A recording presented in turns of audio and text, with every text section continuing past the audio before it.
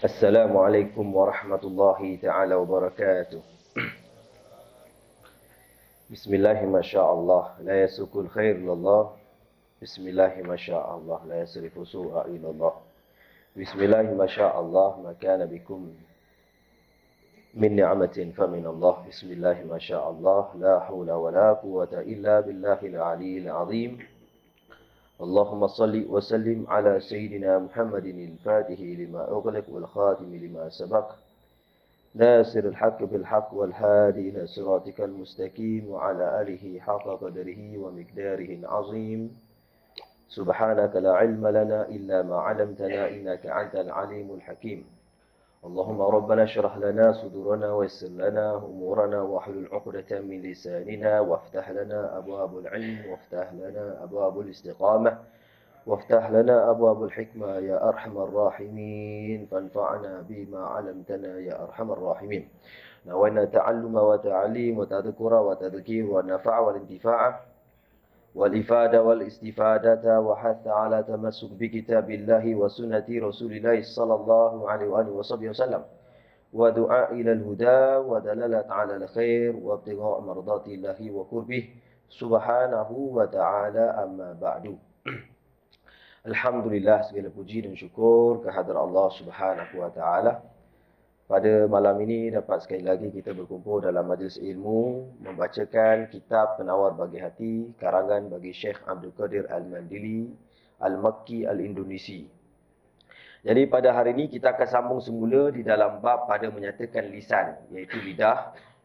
Masih belum lagi habis, iaitu kita sudah berhenti pada berkata musannif pada bab menyatakan lisan yang berkenaan tentang mengumpat. Dosa-dosa mengumpat. Jadi kita habis sampai situ. Kemudian kita dah pun baca bab tentang menyalahi janji. Itu di antaranya daripada afal tulisan, benda-benda yang boleh mendatangkan dosa dengan lisan. Dan pada hari ini kita akan sambung semula pada kalam musannif. Pada kalam musannif dan seperti berbantah-bantah dan berkata-kata pada yang tiada memberi faedah. Sampai situ. Dan seperti berbantah-bantah dan berkata-kata pada barang yang tiada memberi faedah. Sampai situ. Qala musannifu rahimahumullah wa nafa'ana bi'ulumihi fi daraini amin. Berkata Syekh Abdul Qadir Al-Mandili rahimahumullah wa nafa'ana bihi amin ya rabbal alamin. Kata beliau, dan seperti berbantah-bantah. Dan apa? Dan benda yang menyatakan kerosakan pada lisan. Artinya benda yang boleh mendatangkan dosa pada lisan kita. Iaitu antaranya berbantah-bantah. Berbantah-bantah maksudnya apa? Iaitu orang yang suka menggunakan lisan dia itu untuk berbantah-bantah, berdebat dan juga suka menggunakan lisannya itu dengan menyakiti seseorang. Itu yang dimaksudkan oleh Syekh. Jadi lisan ni kita kena jaga daripada kita jangan bersifat suka berbantah-bantah.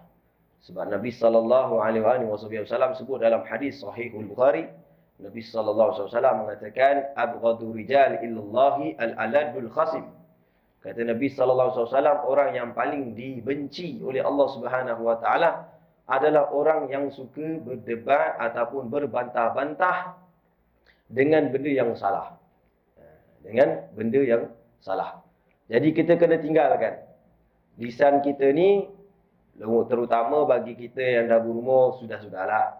Jangan kita suka berbantah-bantah. Jangan kita ni suka nak kejap-kejap nak berdebat. Nampak tak? Sekejap-kejap kita ni nak cari salah orang ataupun tak puas hati dengan orang. Maka kita gunakan lisan kita ini untuk berbantah-bantah.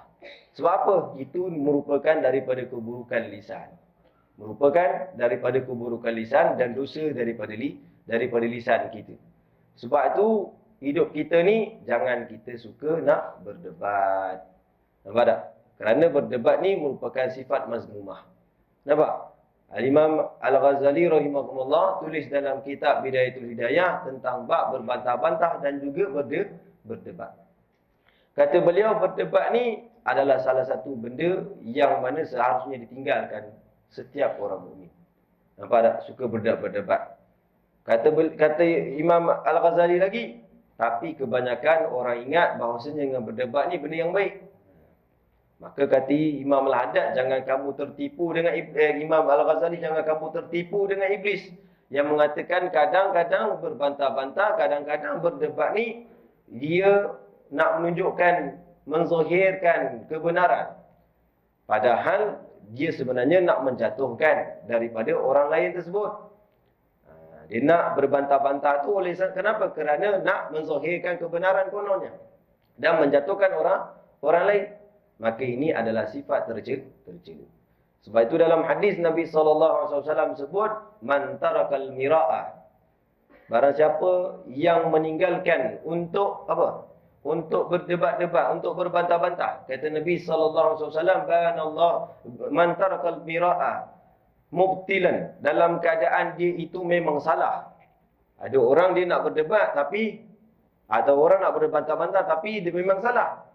Maka kata Nabi SAW, siapa yang meninggalkan perdebatan, berbantah-bantah kerana walaupun dalam keadaan dia itu salah, maka kata Nabi SAW, banallahu lahu baitan fi ribadil jannah.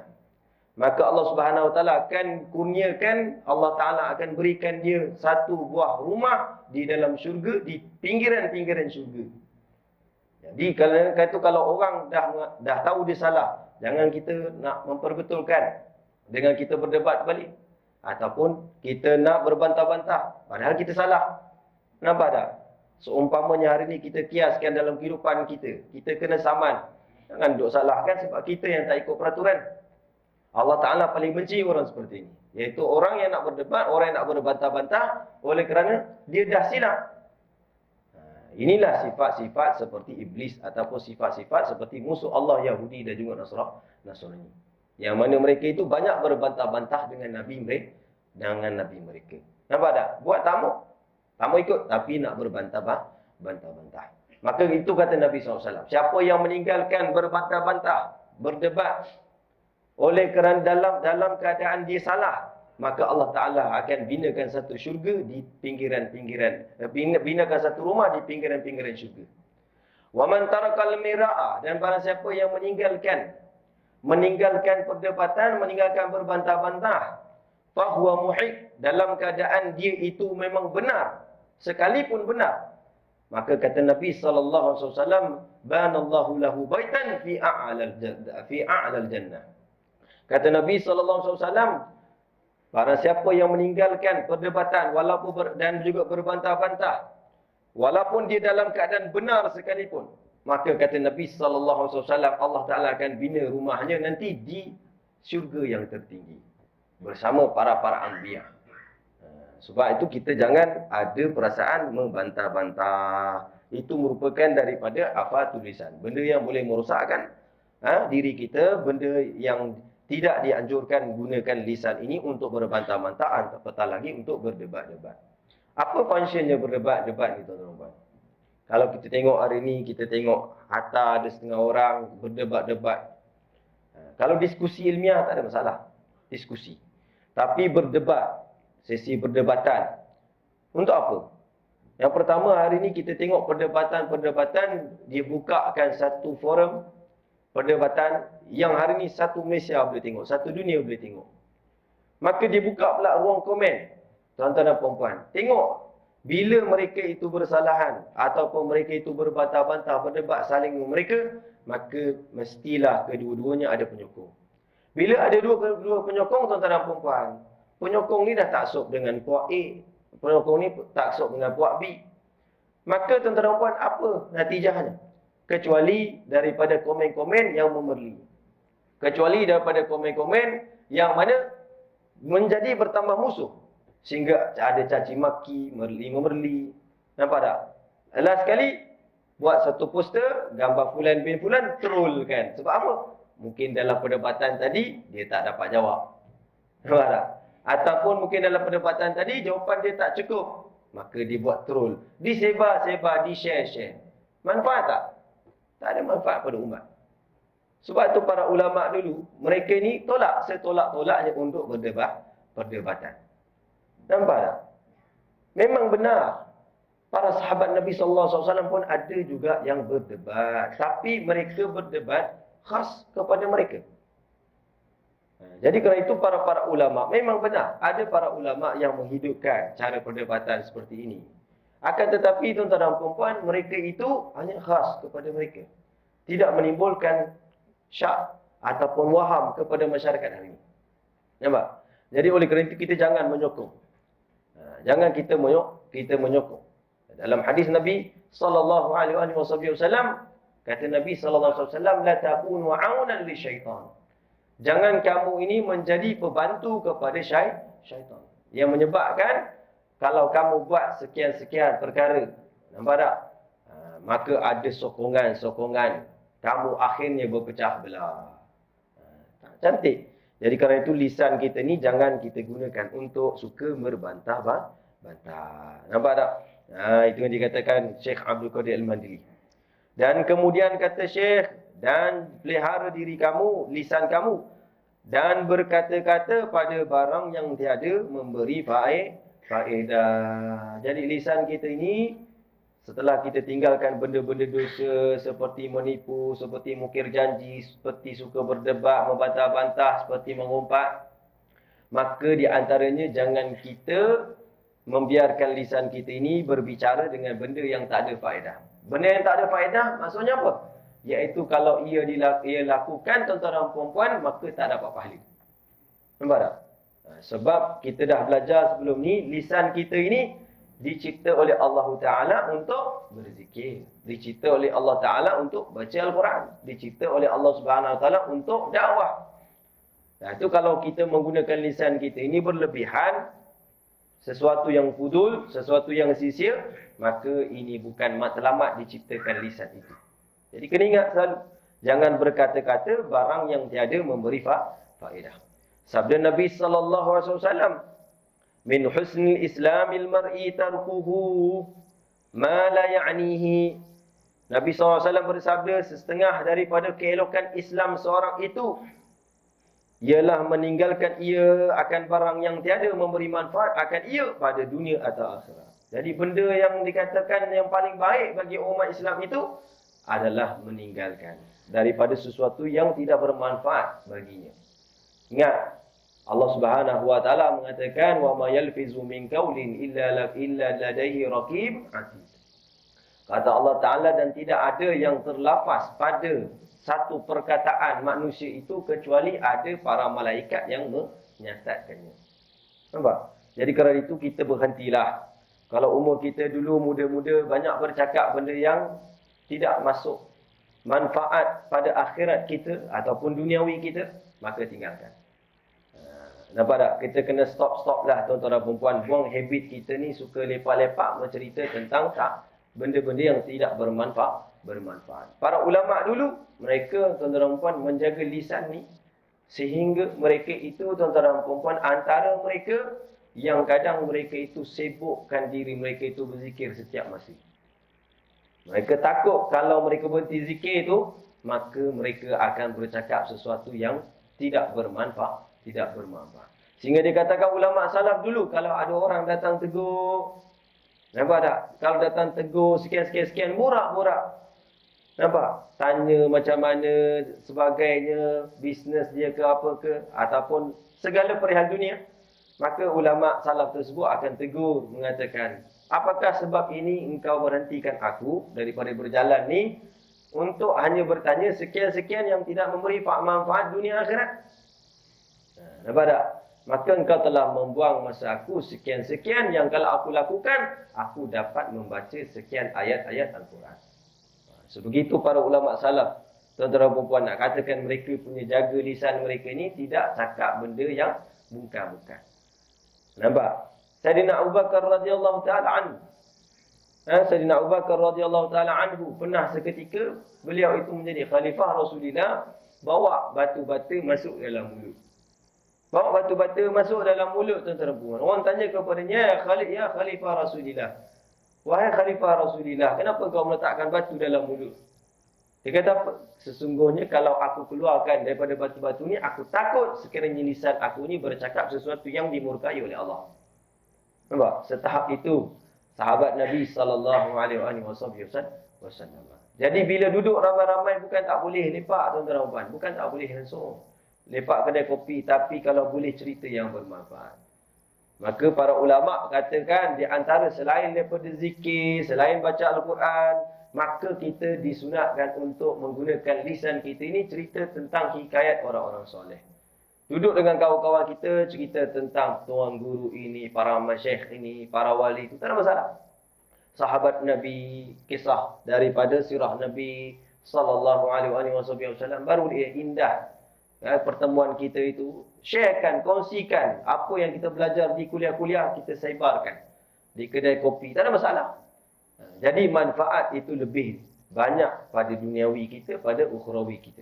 Jadi jangan hanya bercakap pada sesuatu yang tidak bermanfaat. Kata Nabi SAW, setengah daripada kelakuan Islam itu, seorang yang Islam itu adalah meninggalkan sesuatu yang tidak bermanfaat. Tidak bermanfaat, tuan-tuan dan puan. Nampak tak? Ada satu kisah, Al-Imam Zunnun Al-Masri. Imam Zunnun Al-Masri, pernah satu ketika dia tengok seorang abid. Seorang abid ni, dia beribadah lah. Dia beribadah, dia bersuluk. Maka ketika itu dia datang kepada lelaki ni, tanya apa khabar. Imam Zunnun Al-Masri tanya apa khabar, kau orang mana, duduk di mana. Maka lelaki tersebut tak bercakap langsung. Tak bercakap langsung. Maka Imam Zunnun Al-Masri tunggu-tunggu, akhirnya lelaki tersebut mencapaikan satu ranting, tuan-tuan dan puan. Sampai satu ranting, kemudian dia tulis dekat tanah tersebut, wahai orang-orang yang suka berkata-kata, tidakkah kau ketahui Allah Ta'ala telah berfirman, setiap ucapan kata itu ditulis oleh malaikat Raqib Atid.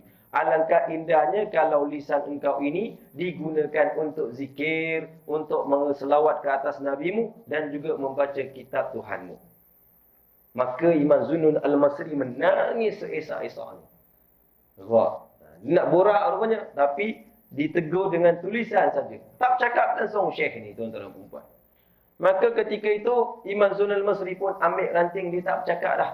Dia ambil ranting pula, tuan-tuan dan puan, lalu ditulis dekat tanah tersebut. Dia mengatakan, wahai orang yang tidak berkata-kata, sesungguhnya kebaikan dunia ini apabila seorang menggunakan kata-katanya pada jalan Allah Subhanahu Wa Taala, maka hidupmu akan bahagia dunia akhirat. Maka syekh tersebut pula menangis. Menangis.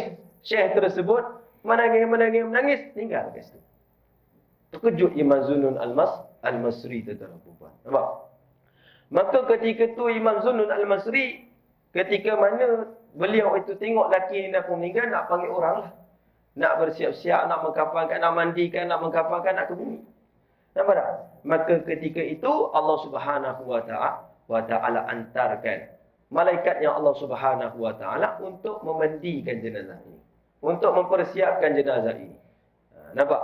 Maka kata Imam Zunnun Al-Masri, ini riwayat daripada Imam Zunnun Al-Masri disebut dalam kitab Jawahirul Uluhiyah. Al-Hafiz, orang yang menghafaz 100,000 hadis, Al-Imam Jurdani.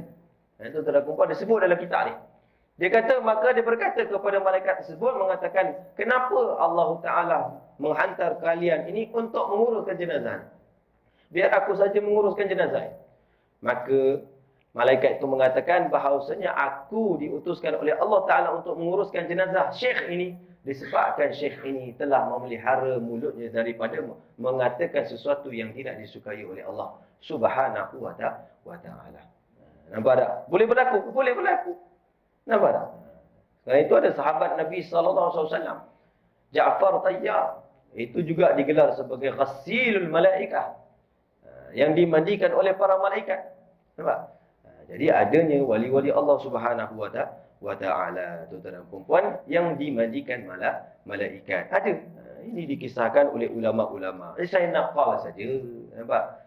Nak bukti dalil, ada, nanti saya bawa kitab tersebut, boleh tengok. Ini yang sebut siapa? Orang yang hafaz 100,000 hadis. Ustaz Aris berapa? Wallahu a'lam. 100 hadis pun belum tentu boleh.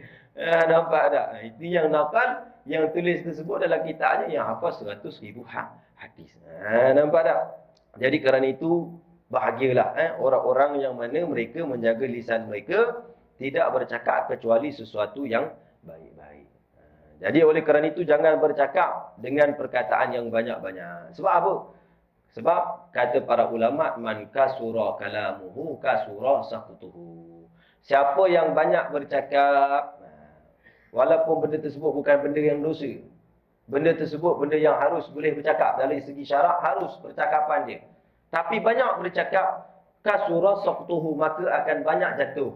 Maksudnya jatuh di situ tanpa dia perasan boleh terjadi bahawasanya orang tersebut dia tercakap sesuatu yang tidak diredai oleh Allah ataupun menyakiti hamba-hamba Allah Subhanahu wa taala. Nampak? Duduk diam-diam, tiba-tiba jumpa kawan kita tuan-tuan dan puan-puan. Oh kawan, borak. Dalam sejam tu agak-agak ada tak benda yang diharamkan oleh Allah? Mesti ada, lagi-lagi tu utama orang Melaka. Duduk diam-diam, ada saja perkataan-perkataan yang tak baik dikeluarkan. Nampak? Bukanlah orang Melaka saja, mana-mana negeri pun.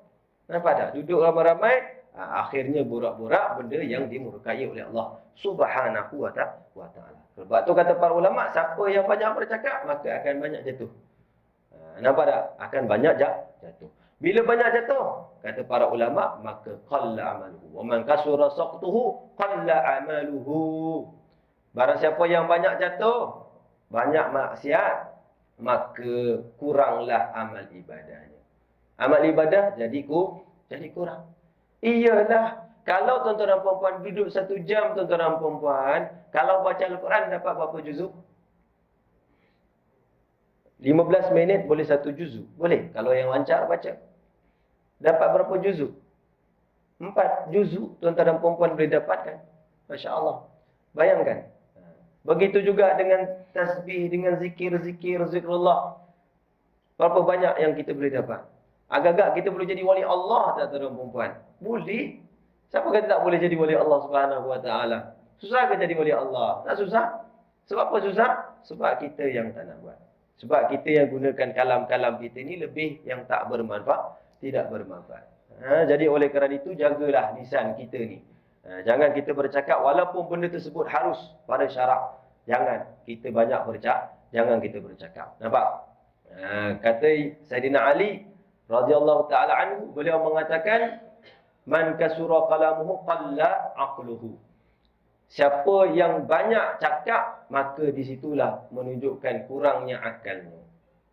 Betul. Kata Sayyidina Ali radhiyallahu taala anhu, orang yang banyak bercakap kurang akal dia. Sebab orang yang berakal ni, dia tak banyak bercakap. Siap saja. Bila perlu bercakap, maka dia akan cakap. Ada setengah orang, kalau yang tak berakal tu, maka dia akan bercakap saja. Tak ada benda yang manfaat, tak ada benda yang penting pun, dia akan nak bercakap juga. Tak kena lah. Nampak tak? Jadi oleh kerana itu, khususnya, bila duduk-duduk dengan orang alim, nampak tak? Duduk dengan orang alim, tuan-tuan guru, nampak? Jangan banyak bercakap lepas ni. Ni tok guru kami ajar begitu. Nampak tak? Bila kamu duduk dengan habib-habib ke, dengan para masyayikh ke, jangan banyak bercakap. Sebab bila kamu banyak bercakap, kamu akan kurang dengar. Betul lah. Dah kamu je nak bercakap, syekh tu tak sebut, tak cakap lah.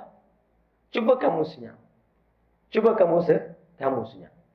Nampak tak? Sehingga kerana itu dikatakan ulama-ulama salaf, dahulu kami duduk dengan golongan-golongan sufi. Kami duduk dengan golongan sufi. Apabila kami menjaga lisan kami untuk tidak bercakap, maka kami boleh dapat dalam beberapa saat 10 faedah. 10 faedah.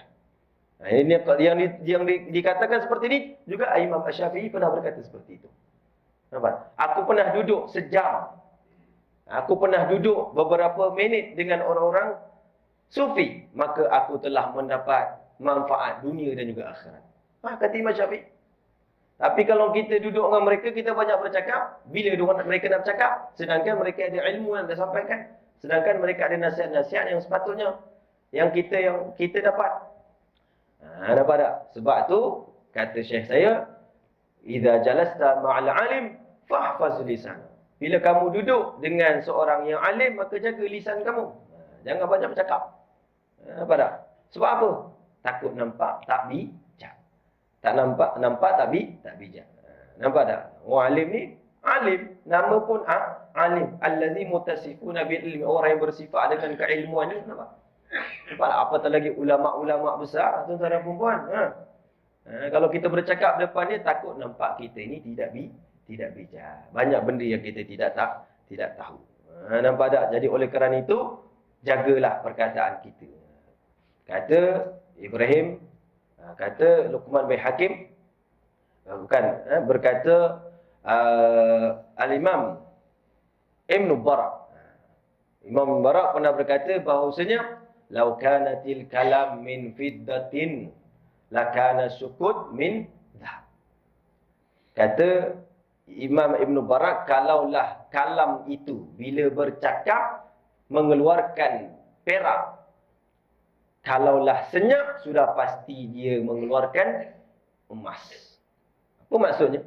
Artinya kadang-kadang orang kalau bercakap, walaupun bercakap benda baik, tak semua benda orang boleh ambil. Tak semua benda orang boleh dapat manfaat. Tak semua benda orang akan boleh terima. Tapi kalau seorang senyap, sudah pastilah terselamat lisan dia. Ataupun para ulama mensyarahkan, kadang-kadang kita cakap benda, sesuatu benda, walaupun benda tersebut harus dari segi syarak, tak ada benda haram, bahkan ketika itu tak ada jatuh hukum wajib untuk kita bercakap. Saja-saja cakap. Tetapi takut jatuh kalam kita itu ada sesuatu yang dimurkai oleh Allah yang kita tidak perasan. Maka kata Imam Barak, senyap itu lebih baik dan merupakan emas. Lebih mahal daripada perak, lebih mahal daripada berkata-kata. Itu maksud Al-Imam Ibn Barak.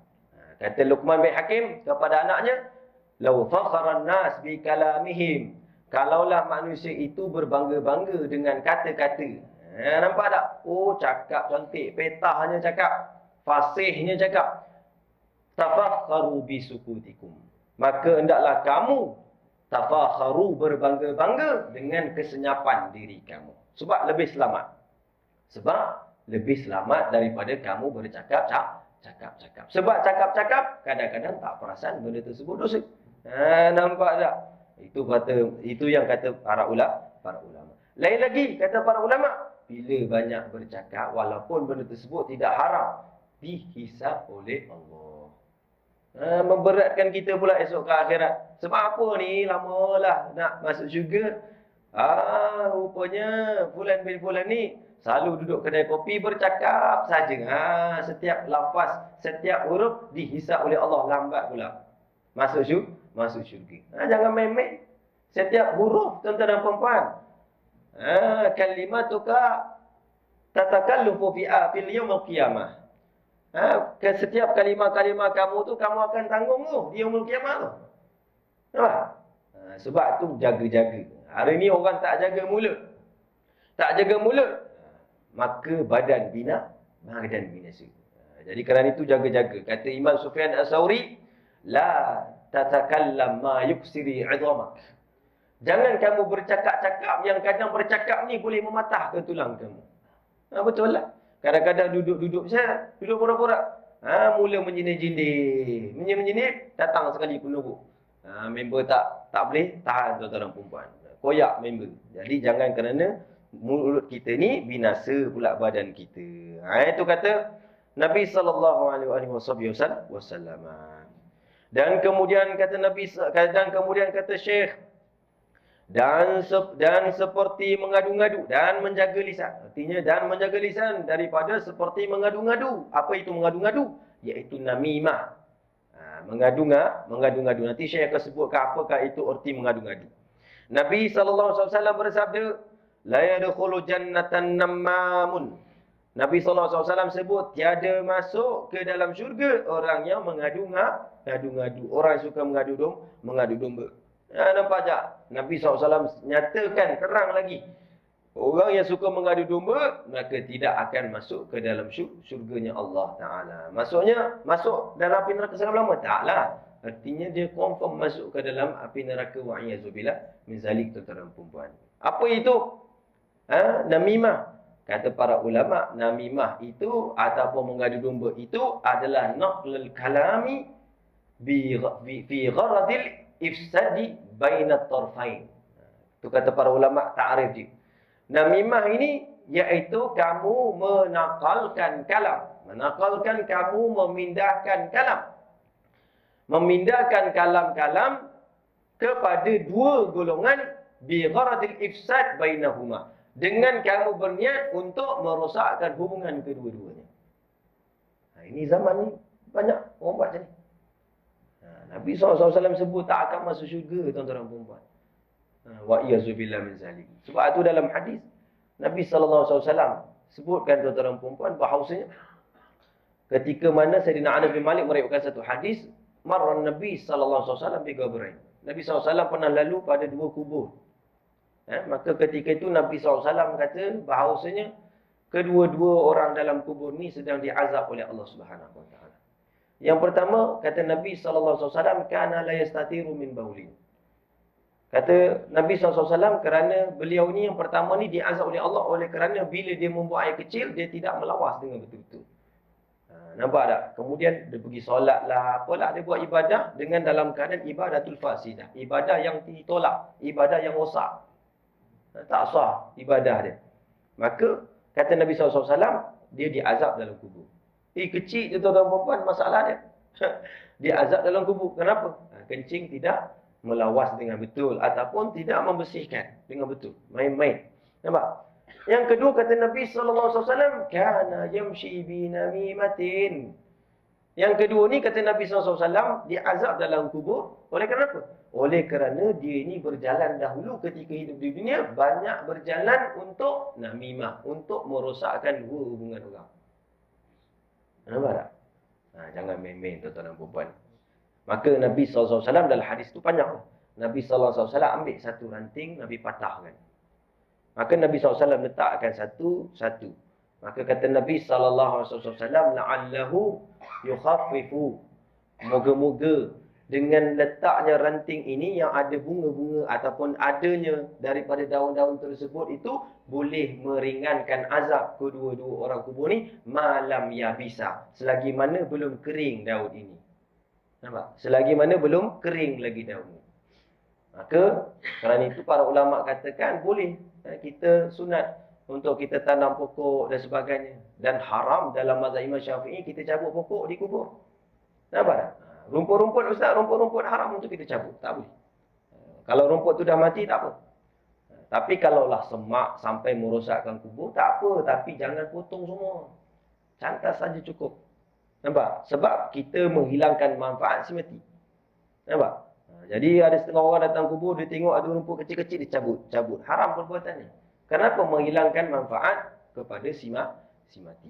Ini disebut dalam kitab-kitab fiqh. Saya belajar macam itulah. Kita mengaji dulu, itulah tuan-tuan guru kita sebut dalam kitab-kitab ulama-ulama sebut begitu. Jadi kerana itu Nabi SAW sebut. Sehingga para ulama mengatakan di antara 1/3 azab kubur itu di kalangan orang-orang yang mereka diazab dalam kubur 1/3, iaitu orang-orang yang suka mengadu domba. Orang yang mengadu domba ni yang paling banyak sekali dalam azab kubur tuan-tuan. Dalam kubur diazab oleh Allah Subhanahu Wa Taala. Jadi hati-hati. Tengok dalam kitab. Kemudian kata Syekh, dan sesungguhnya telah ittifaq ulama atas bahawasanya mengadu-ngadu itu dosa besar. Tulis kat situ dosa besar. Kerana disebut oleh ulama-ulama dalam kitab Al-Kabair Imam Madhabi, dalam kitab Al-Zawajir Imam Ibn Hajar Haytami, disebut dosa-dosa besar. Nampak tak? Jangan main-main tuan-tuan dan puan. Apa itu namimah? Ni Syekh ni nak terangkan macam saya sebut tadi, iaitu memindahkan perkataan setengah manusia kepada setengah manusia kerana tujuan membinasakan antara mereka itu dan menjadikan mereka itu berkelahi. Nampak tak? Kita pergi cakap dekat bos kita, lalu untuk menjatuhkan kawan ni kita nak naik pangkat di atas. Ni dipanggil namimah. Jangan main-main tuan-tuan. Namimah ni dia tak terima dengan taubat. Tak terima dengan taubat. Dia kena minta maaf kepada orang yang dia telah menyebabkan orang tersebut dibenci oleh seseorang. Bos kita benci kepada dia sebab kita buat dulu. Minta maaf dengan dia. Sebab kita yang pernah cakap. Nampak? Tak kisahlah. Cara apa pun kita minta maaf. Nampak? Jadi oleh kerana itu, dosa yang paling berat ni adalah dosa dengan makhluk. Ingat. Dosa dengan Allah Ta'ala ni, Allah Ta'ala punya rahmat besar. Allah Ta'ala kata, wahai hamba-Ku, dalam hadis qudsi, Allah sebut bahawasanya walaupun dosa kamu itu memenuhi sehingga langit-langit, maka kalau kamu tidak syirik kepada aku ampunkan dosamu. Wahai anak Adam, sekiranya dosa-dosamu memenuhi daripada bumi ini, qurabil ard, kata Nabi SAW, Allah Ta'ala sebut dalam hadis qudsi, sekiranya kalau kamu tidak mensyirikkan aku ampunkan. Banyak dosa macam mana dengan Allah, Allah boleh ampunkan.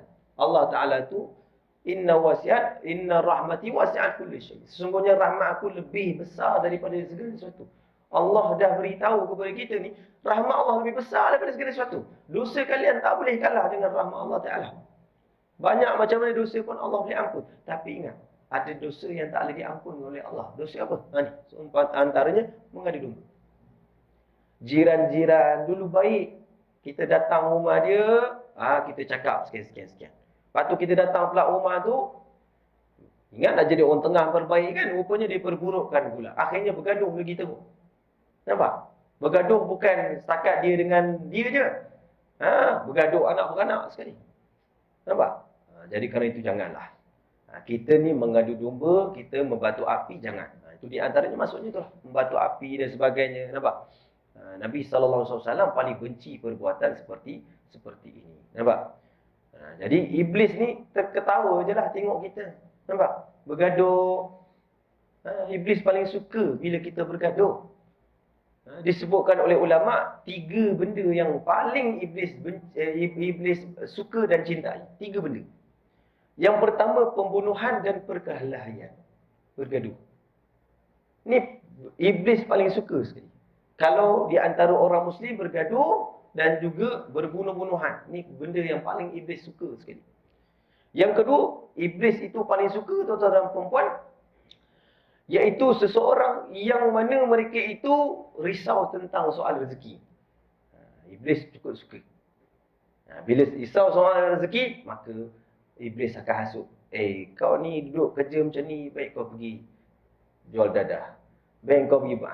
Iblis akan bagi idea macam-macam. Ini yang kedua, iblis sangat suka. Yang ketiga, yang paling iblis suka, iaitu tarkul mar'u lidinihi. Seorang meninggalkan agama dia. Maksudnya, tak ikut dalam perintah Allah. Tak ikut dah Nabi Muhammad. Akhirnya, kufur, murtad. Ini iblis paling suka. 3 benda ni, kena ingat. Jadi, jangan kita menjadi seperti iblis. Ambil kerja iblis. Sebab iblis ni kerja dia apa benda? Dia nak ifsad bainan nas. Merosakkan hubungan antara manusia. Itulah yang dia nak. Dan dia dah berjaya dah. Bahkan Nabi SAW ada doa yang tidak dikabul oleh Allah. Apa doa Nabi yang tidak dikabul oleh Allah? Itulah. Antaranya adalah supaya umat Nabi tidak berpecah belah. Allah Ta'ala tak terima doa ini. Nampak tak? Allah Ta'ala tidak terima.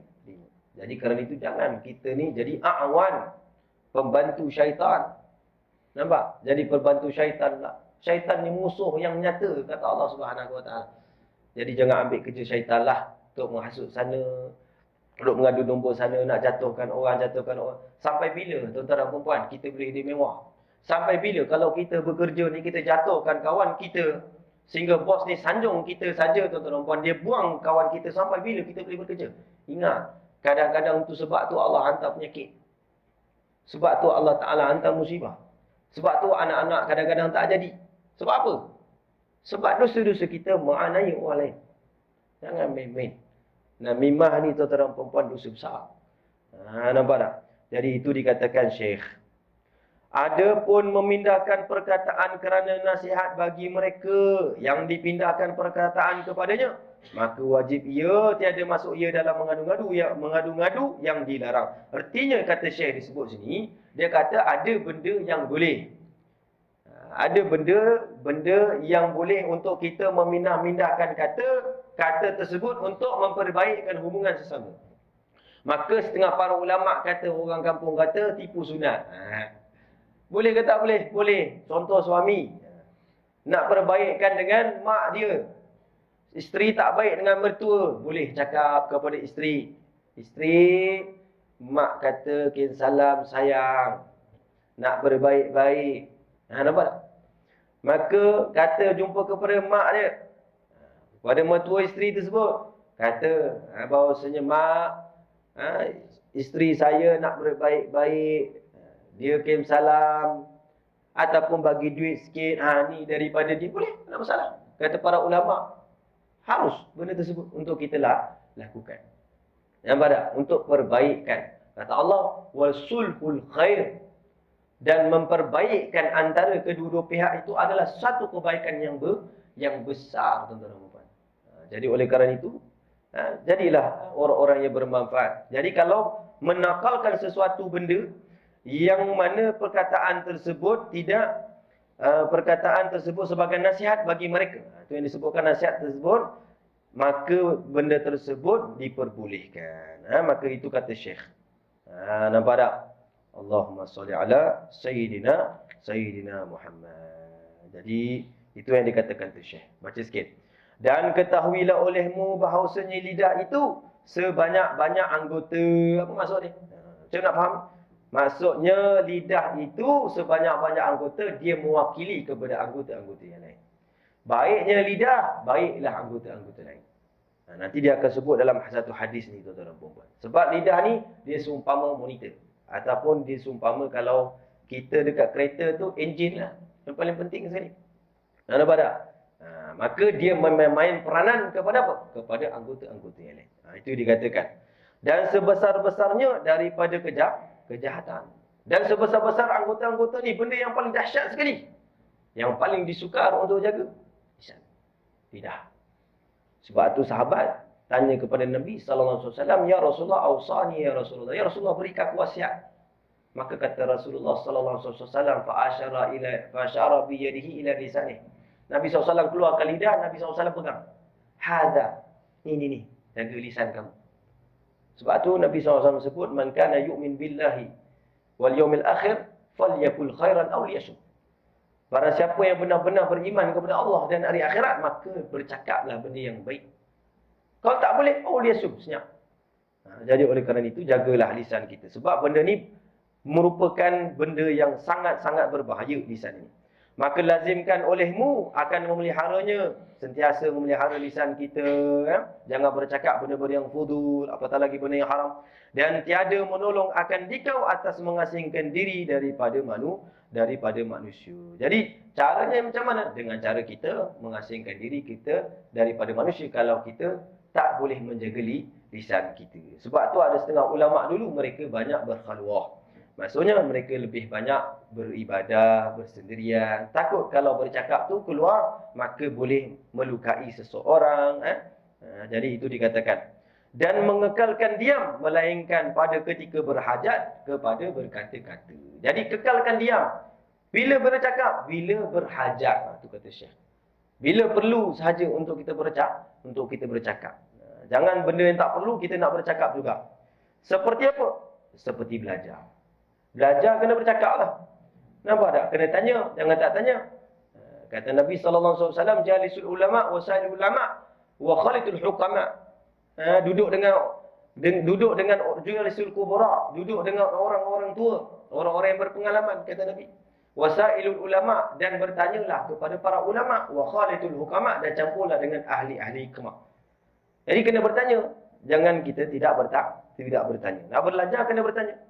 Jangan senyap pula, sesat nanti tuan-tuan dan puan. Dan mengajar, dan waktu mengajar kenalah bercakap. Dan juga memberi nasihat, artinya dakwah. Nasihat kepada orang lain dan sebagainya. Wallahu a'lam. Jadi insya-Allah taala tuan-tuan, kita sambung nanti pada minggu hadapan. Jadi minggu hadapan ustaz tak pasti. Sebab Omar ustaz nak bersalin. Jadi insya-Allah taala lah anak kedua lelaki, tuan-tuan mohon doa lah insya-Allah pada minggu hadapan insya-Allah, mungkin kalau ada lagi ustaz datang, sebab tengah tunggu lagi due dia hujung bulan 9, hujung bulan 8 lah. Jadi insya-Allah taala kalau ada izin lagi daripada Allah taala, maka insya-Allah taala kita akan sambung nanti pada minggu hadapan. Jadi insya-Allah taala saya minta uzur awal-awal lah.